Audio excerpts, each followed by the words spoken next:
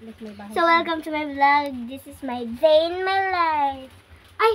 This is my evening in my life. So kabalo naman mo sa mga intro. So karon everyone nga nakamong iring duhas siya kabok.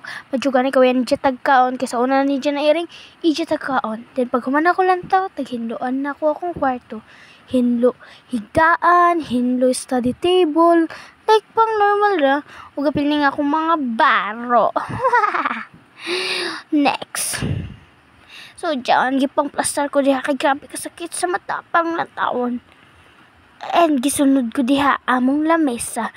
Lamesa na way klaro, di ba? Way kinagbag uhay. Then pagkatapos nagluto dayon akong inahan para sa mga panihapon. So nagkaya jura may kay waya mo kwarta pang palit ng gas. So tagsugo ko diya magpalit ng kalamansi. Super sakit. Oh my God. So pag-abot na ko dira sa tindahan, dali-dali dayon kog palit og kalamansi para sa amo sausawan. Huhay. Then pag uli na ako nagduwa dayon kog grow a garden. What the fuck? Ano yan? Grow a garden nga ni. So, di pa kita na ko utro kay nahapak na ko si Ja. Sorry.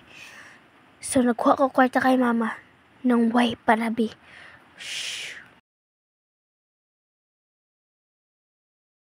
Then, fast forward na ngaon nami. Kinaluto na. Oh my God, ang sarap. Pwede balikan. Sarap talaga. Basta si mama nagluto. Ay, ang pangit, monkeypox. Bye. Tay sa vlog ni Dili.